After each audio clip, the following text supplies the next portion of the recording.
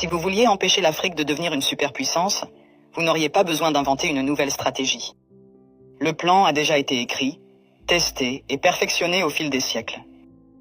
Vous commenceriez par vous assurer que l'Afrique ne s'unisse jamais.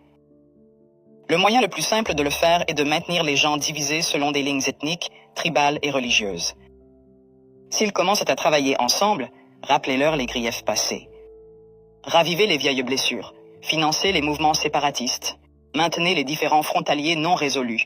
Assurez-vous qu'à chaque fois qu'ils font un pas en avant, ils en font deux en arrière parce qu'ils sont trop occupés à se battre entre eux. Vous installeriez des dirigeants qui servent des intérêts étrangers, pas leur peuple. Trouvez les plus corrompus, les plus facilement manipulables, ceux qui désirent la richesse et le statut plus que le progrès. Offrez-leur le pouvoir en échange de leur loyauté. Si un leader émerge qui se soucie réellement de l'Afrique, débarrassez-vous de lui. Assassinez-les si nécessaire. Mais si c'est trop compliqué, déstabilisez simplement leur gouvernement et soutenez un coup d'État. S'ils parlent de nationaliser les ressources, faites-en un exemple. S'ils essaient d'unir l'Afrique, éliminez-les avant que l'idée ne se propage. Vous maintenez l'Afrique économiquement faible en vous assurant qu'elle ne s'industrialise jamais. Laissez-les exporter des matières premières, mais ne les laissez jamais les transformer eux-mêmes. Contrôlez les mines, les champs pétrolifères, les minéraux rares. Gardez-les à vendre à bas prix et à acheter cher.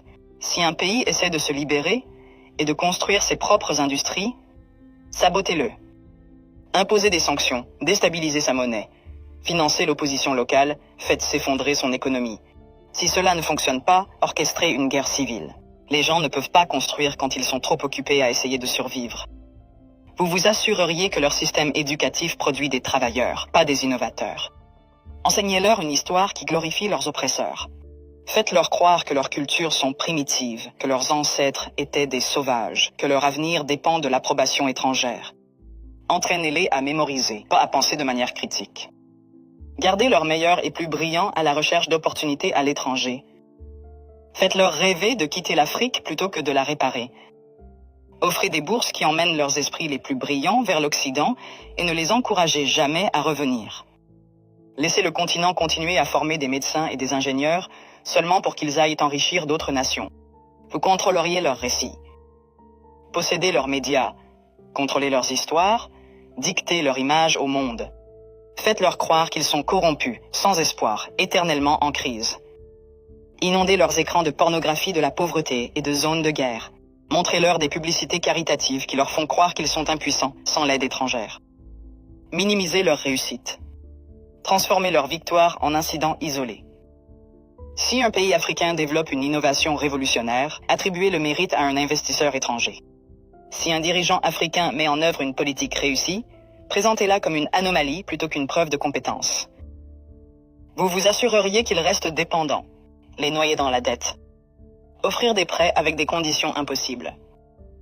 Les forcer à tout privatiser pour que des entreprises étrangères possèdent leur eau, leur électricité, leurs terres. Lorsqu'ils luttent, leur donner juste assez d'aide pour les maintenir en vie, mais jamais assez pour les rendre autonomes. Utiliser des œuvres de charité pour créer une culture de dépendance plutôt que de résilience. Les faire penser que l'intervention étrangère est nécessaire, qu'ils ne peuvent pas résoudre leurs propres problèmes, qu'ils ont toujours besoin d'aide de l'extérieur. Vous supprimeriez leurs forces militaires. Maintenir leurs armées faibles, leurs industries de défense inexistantes.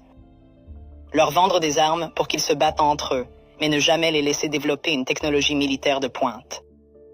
Si un pays essaie de construire un système de défense solide, l'accuser d'être une menace pour la stabilité. S'assurer qu'ils aient toujours besoin de casques bleus étrangers, de bases militaires étrangères, de conseillers étrangers contrôlant leur sécurité. Les garder vulnérables à l'invasion, aux coups d'État et à l'ingérence étrangère.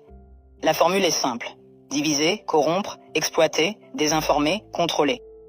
Les maintenir en train de se battre entre eux. Les faire regarder à l'extérieur pour des solutions. Les garder pauvres, dépendants, en insécurité. S'assurer que chaque tentative de se libérer rencontre une résistance si forte que la génération suivante y réfléchisse à 2 fois avant d'essayer à nouveau.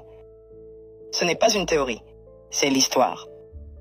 La vraie question n'est pas comment empêcher l'Afrique de devenir une superpuissance. C'est comment l'Afrique peut briser le cycle, malgré tous les efforts pour la maintenir à terre.